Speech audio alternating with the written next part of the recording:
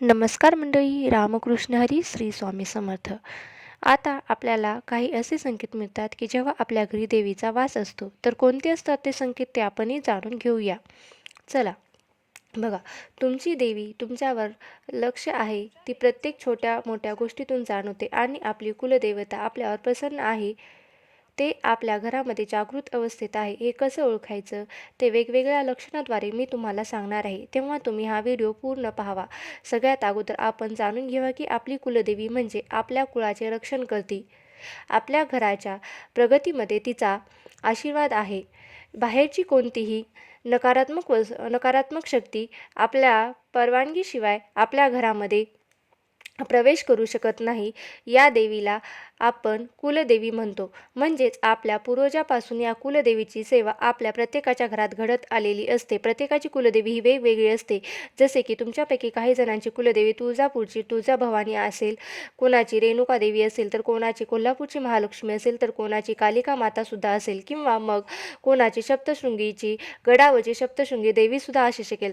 तर प्रत्येकाच्या घराण्याची वेगवेगळी कुलदेवी असते. ज्याप्रमाणे एखादी आई आपल्या मुलाचा सांभाळ करते, अगदी त्याचप्रमाणे त्या कुळाची कुलदेवी त्या कुळाचा व त्या घराण्याचा सांभाळ करत असते. कुलदेवीला प्रसन्न करण्यासाठी आपल्याला कोणत्याही प्रकारची कठीण तपश्चर्या किंवा कठीण सेवा करावी लागत नाही, कारण कुलदेवी स्वतः स्वयंसिद्ध स्वरूपात असते. आपल्या कुळातील व्यक्तीकडून तिची सेवा घडत आलेली असते.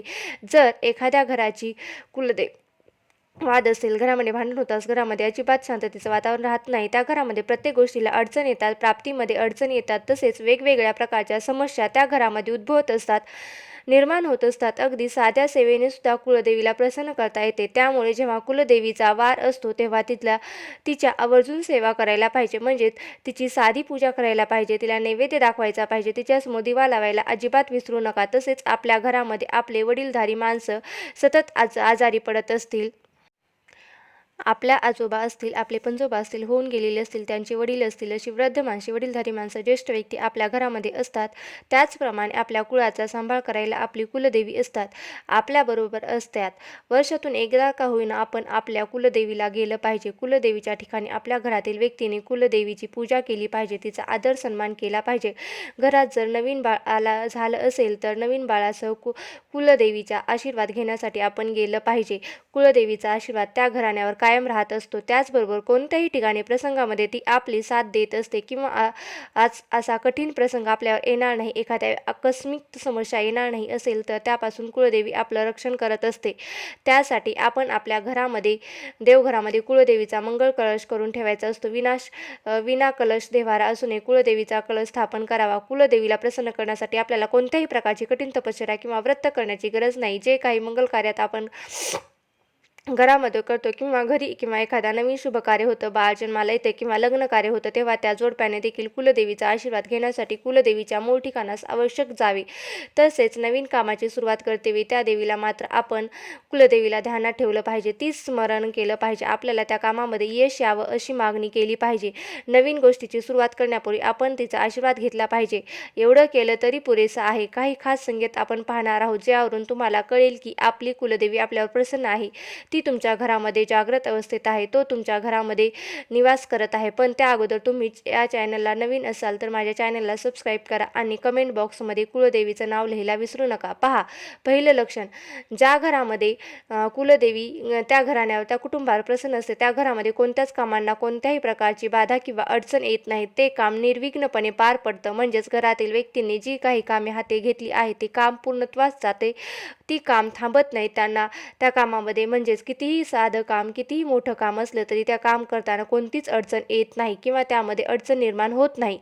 असतील तर तुम्ही समजून जा की तुमची कुलदेवी तुमच्यावर नाराज आहे आणि तुमच्याकडून तुमच्या कुलदेवीचं काहीतरी चुकत आहे. म्हणजे जर तुमचं काम होत नसेल तर तुमची कुलदेवी तुमच्यावर नाराज आहे. त्यामुळे वर्षातून एकदा का होईना घरातील सहकुटुंब, सहपरिवार, लहान मुलं बाळांसह कुलदेवीच्या ठिकाणी जाऊन यायचं आणि कुलदेवीच्या मूळ ठिकाणी तिची भेट घ्यायची, तिची ओटी भरायची. आपली माणसांनी नवरात्रीचे 9 दिवस तिचा उपवास करायचे तरीसुद्धा भरपूर आहे. म्हणजेच वर्षभरामध्ये जे काही कुळदेवाचे येते कुळदेवीचे सर्व काही उपवास येतील, तुमच्या कुळदेवीचेच काही कार्य असतील, सुवासिनी जेवायला घालणं अशा प्रकारचे कार्य येतात किंवा पौर्णिमेच्या घ्या, तिळा, नारळ फोडा, घरातील कर्त्या व्यक्तीने दर्शनाला जावे. जरी मूळ ठिकाणी जाणे जमले नाही तर आपल्या जवळपास कुठे मंदिर असेल तिथे जावे. आपण कुळदेवीची सेवा करत असतो. कुळदेवीचा शुक्रवार हा कुळदेवीचा वार असतो. जमले तर त्या दिवशी सुद्धा उपवास करावा. घरातील एखाद्या व्यक्तीने तरी शुक्रवारचा किंवा मंगळवारचा उपवास केला आणि कुळदेवीचा आशीर्वाद भेटतात.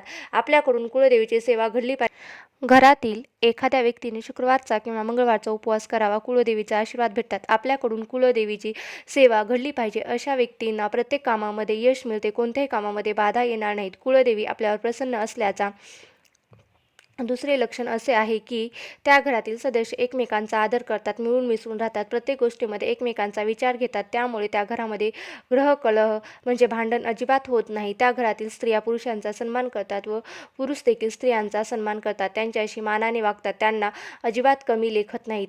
त्या घरातील मुलं देखील आज्ञाधारक असतात. त्या घरातील जे काही कर्ते पुरुष असतात किंवा कर्त्या व्यक्ती असतात त्यांचा प्रत्येक निर्णय योग्य आणि सगळ्यांचा विचार करून मगच घेतात. यामुळे सुद्धा त्या घरामध्ये कोणत्याही प्रकारची बाधा येत नाहीत. हेच लक्षण आहे की त्या घरामध्ये कुळदेवी प्रसन्न आहे. ही सर्व काम अगदी सुरळीतपणे सहजपणे घडून येतात. त्यानंतर तिसरे लक्षण असे आहे की ज्यावरून आपल्याला समजून घ्यायचं की कुळदेवी आपल्यावर प्रसन्न आहे. त्याला तर अगदी प्रसन्न वाटतं. सगळं घर कसं सुगंधित केल्याप्रमाणे घरातील वातावरण अगदी पवित्र आणि सकारात्मकतेने भरलेलं असेल की घरामध्ये जसे की अत्तर वगैरे मारलं आहे अशा पद्धतीने जर आपल्याला वाटत असेल, घरात आपल्या आल्यावर अगदी प्रसन्न असं वाटतं. समजून जायचं की त्या ठिकाणी कुळदेवीचा आशीर्वाद आहे आणि आपल्या कुटुंबावर, आपल्या घरावर कुळदेवीचा आशीर्वाद आहे.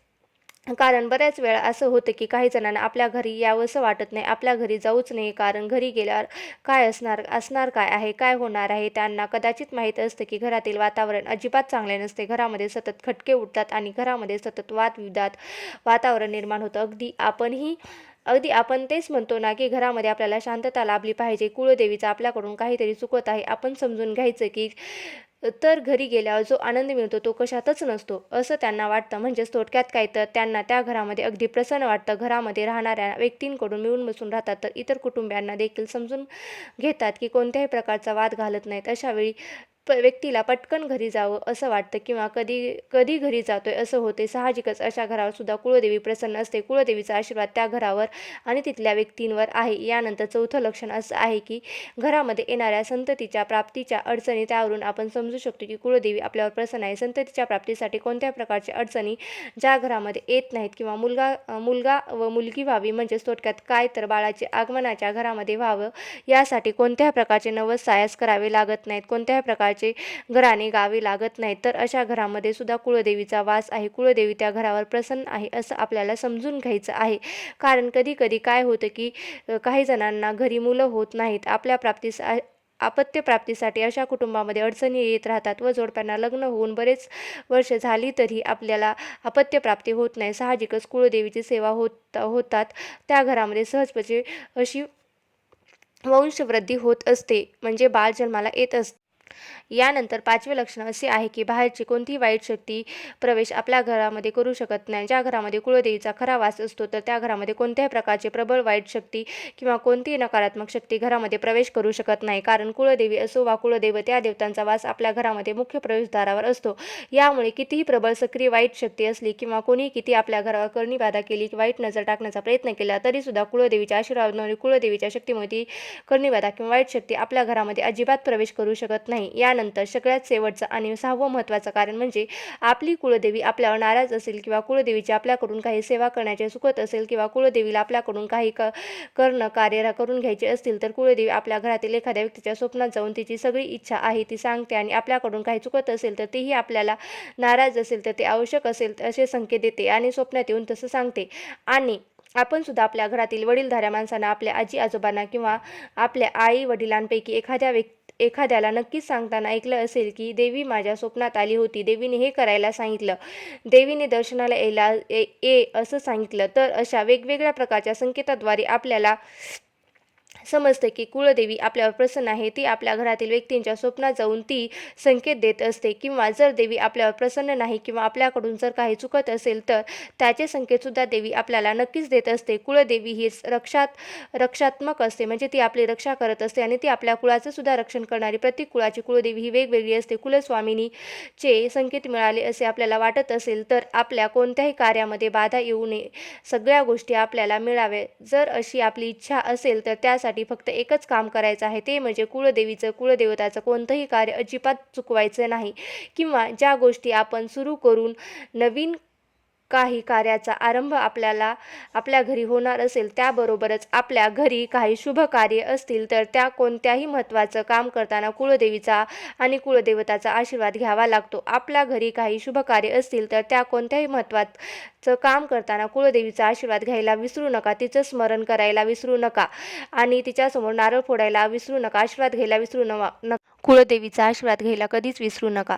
मी तुमच्यावर कधीच नाराज होणार नाही. मी तुम्हाला प्रत्येक कामामध्ये तुमची साथ देईल, तुमच्या घरामध्ये स्थायी स्वरूपात वास्तव करेल, अशी अगदी जागृत अवस्थेत मी तुमच्या घरामध्ये राहील आणि पर्यायाने तुमच्या घरावर कोणत्याही प्रकारचे संकट कधीच येऊ देणार नाही.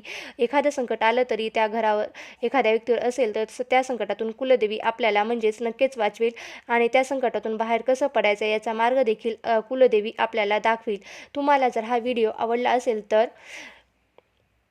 तर व्हिडिओला लाईक करायला विसरू नका आणि चॅनलला सबस्क्राईब करायला विसरू नका. धन्यवाद. श्री स्वामी. जय जय स्वामी समर्थ.